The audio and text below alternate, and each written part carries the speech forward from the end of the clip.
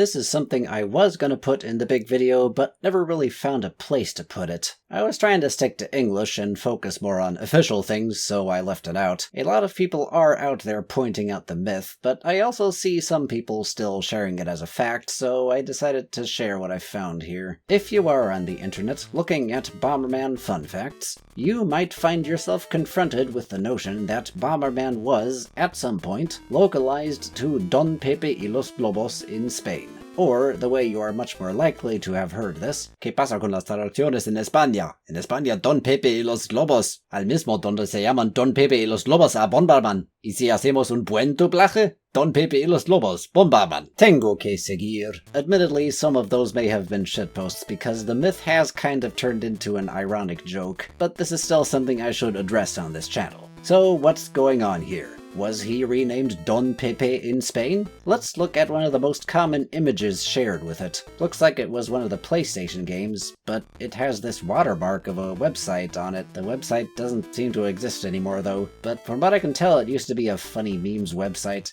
Is there box art of this without the watermark? Well, no. You won't find this art on an actual box or case, unless you make one and print it yourself. This image originated as a meme. There is, however, a game titled Don Pepe y los Lobos for the ZX Spectrum. It has this box art. The heck is this supposed to be? If you can find the game and boot it, it looks like this.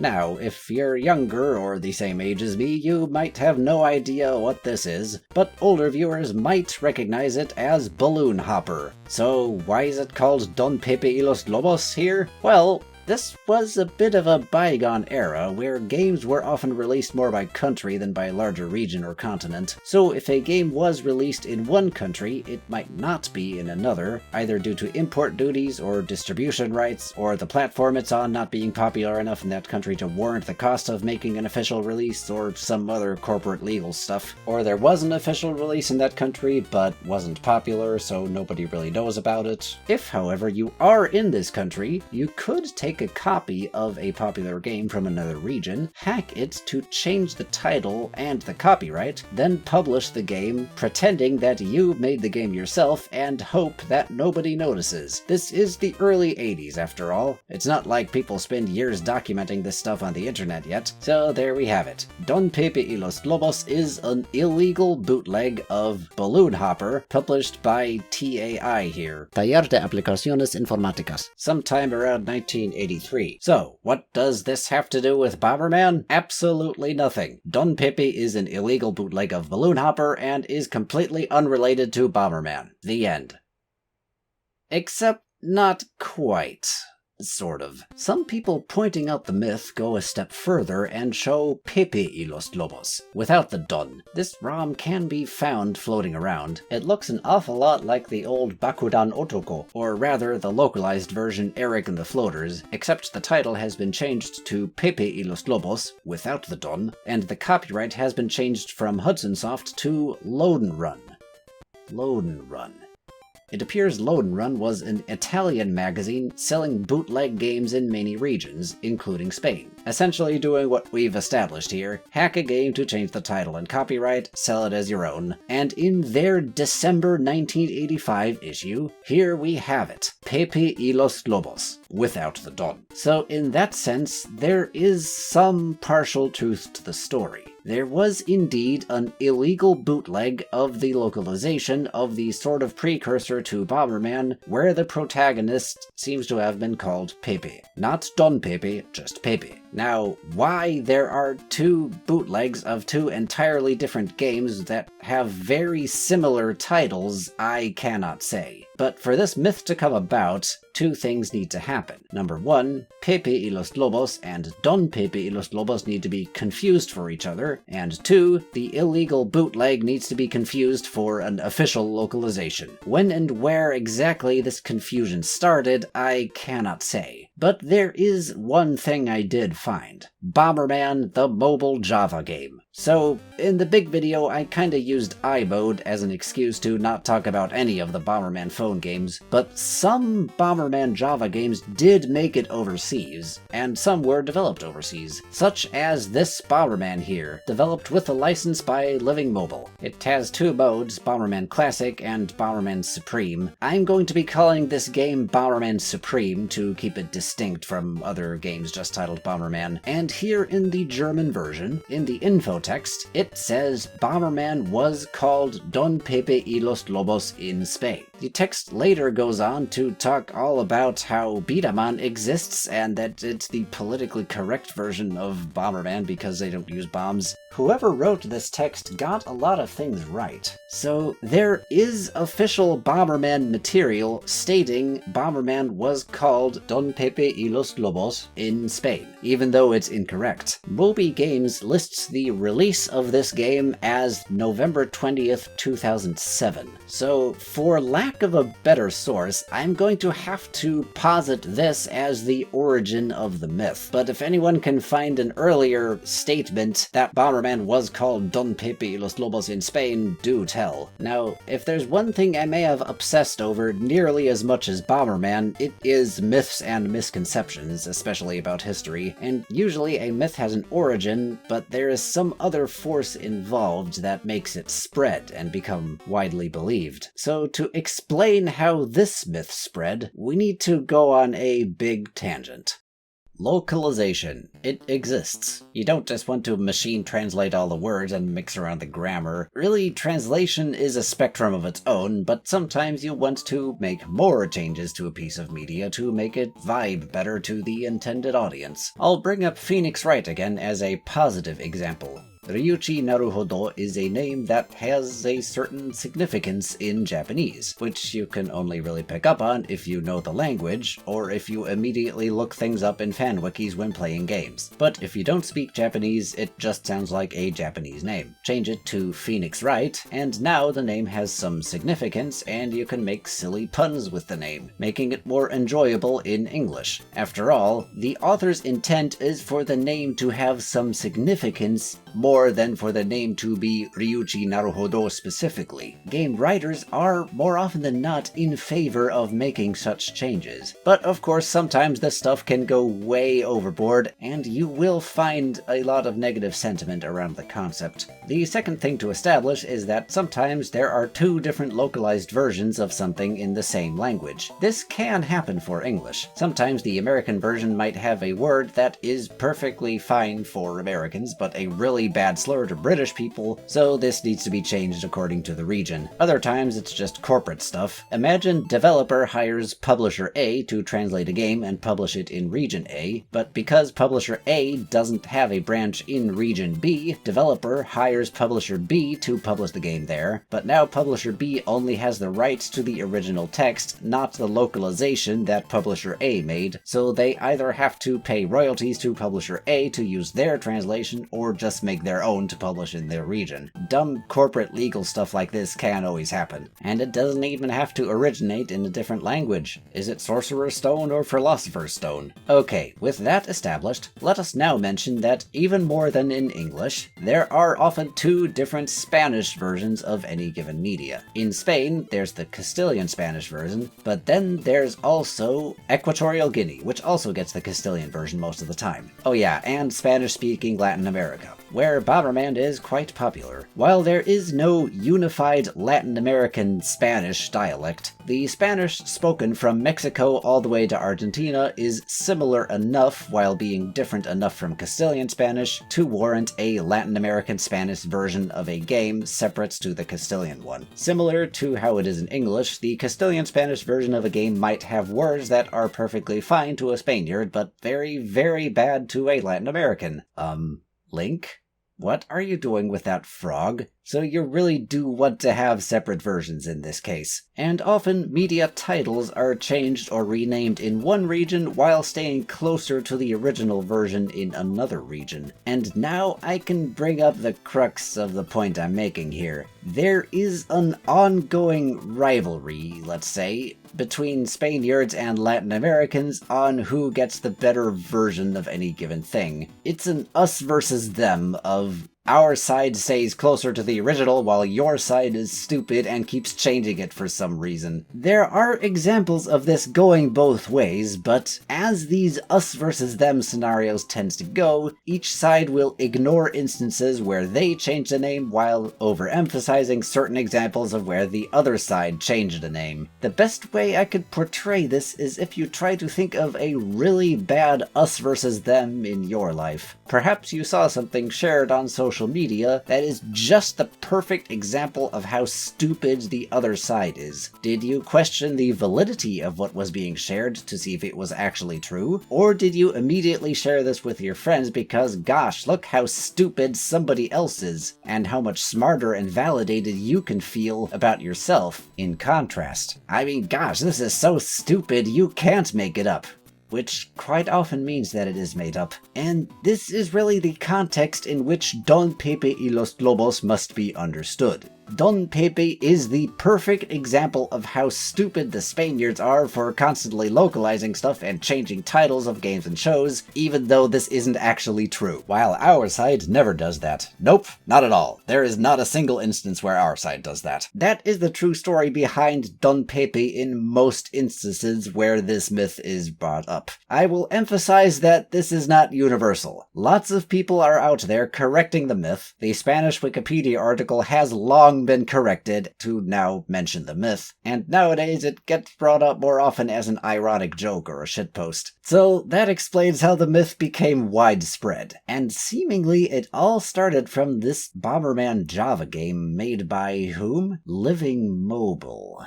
Here's the second topic I need to put out there. In the big video, I said BBG Entertainment, who owned the Dynablaster one-word IP, was a company that had nothing to do with Hudson Soft. That wasn't entirely correct. So it all starts with this guy, Stefan Behrensen, who lives in Munich and may or may not have made this version of Monopoly for the Commodore 64.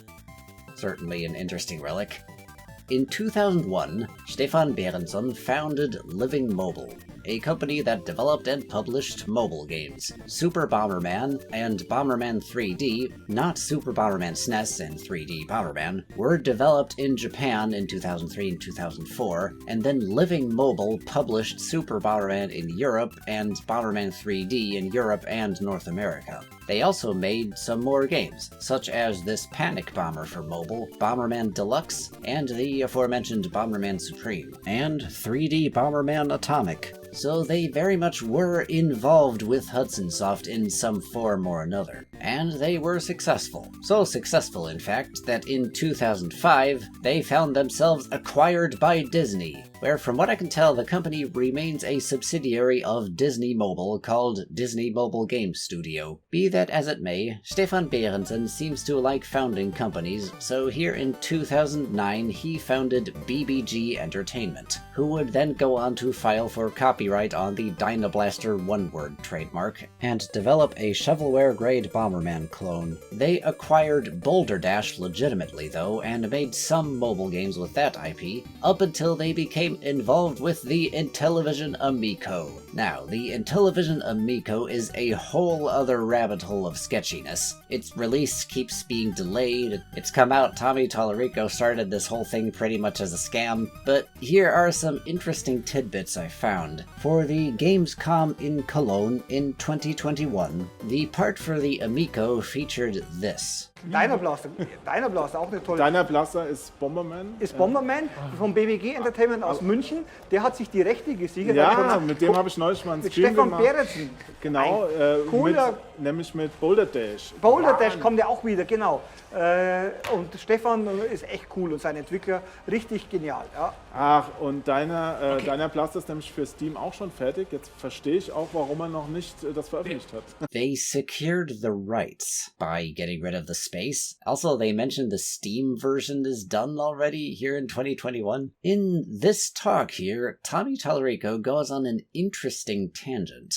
Now, this looks fun. It's a little Bomberman here's a little history on this. So people say, oh, they ripped off Bomberman. Well, I got news for you. Well, so what? No, but wait, I got better news, even better than that. Stop it there.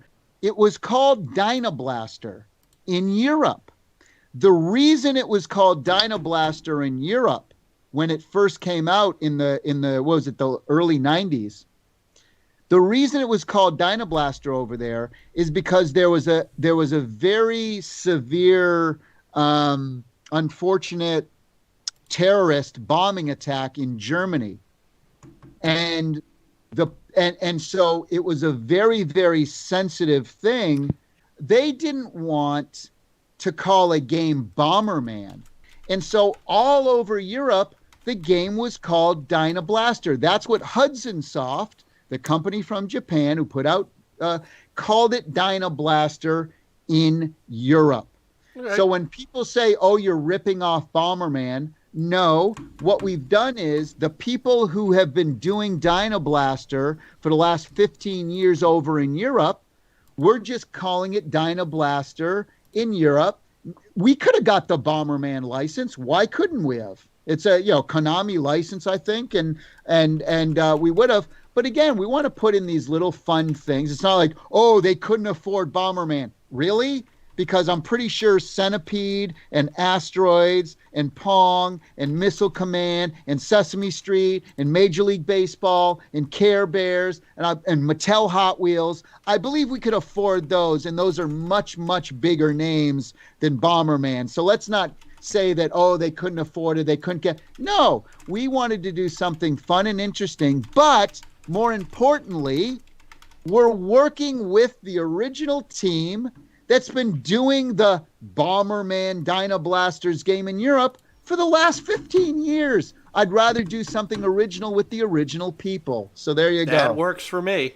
15 years before this video was made, so 2005? Bomberman is a lot older than that, and Bomberman being renamed Dynablaster is a lot older than that. He is talking about Living Mobile, who were indeed involved with publishing Bomberman mobile games, so in that sense it checks out, but none of the games they published were called Dynablaster. Need to address something here though. In the big video, I said Bomberman became Dynablaster in Europe probably because of terrorism.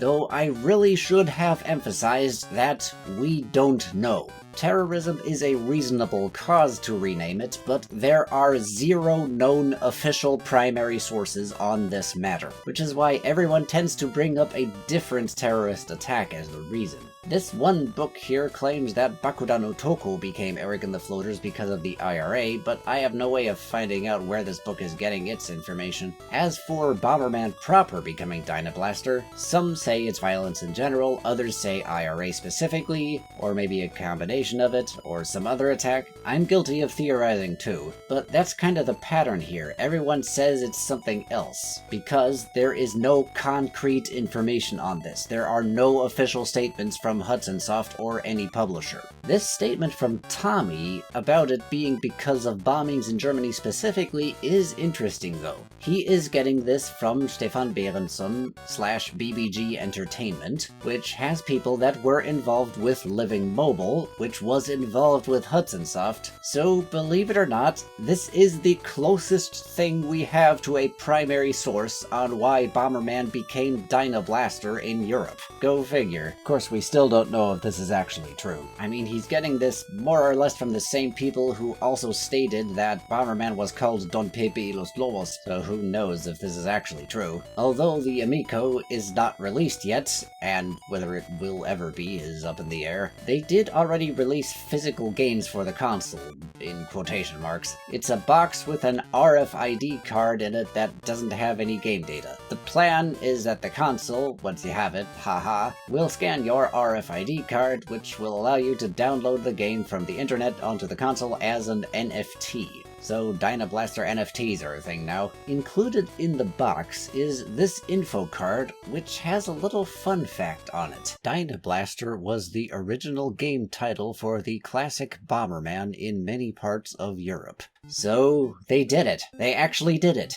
They mentioned the name Bomberman in an official publication. All other promotional material for this Dynablaster, you'll see them dancing around the name. But here, they actually name drop Bomberman proper, and they still have not been hit with a lawsuit from Konami. As of 2022, at least, Stefan Berenson is still personally involved with bringing this game to the Amico, according to this statement from the Intellivision CEO at least. Okay, last thing to mention here is that BBG Entertainment has also teamed up with Spree here, a company that leases VR equipment and games to amusement parks, and together they made Dynablaster VR. Berenson even invested in the company because he thinks his investment will sell well. Guess he likes founding companies and trying to sell them off. You need to squat down as if taking a dump to place a bomb. They demonstrated it at the IAAPA trade show for amusement parks in 2021, and the game is now playable at Forum Schwanthalerhöhe in the center of Munich. Now, putting Bomberman in VR is not a novel concept by any shot, but to have it commercially available in this form and attached to the Dynablaster IP is interesting, even if it is a bootleg. I've yet to find any footage of this being played outside of official announcements, but if any of you are near Munich,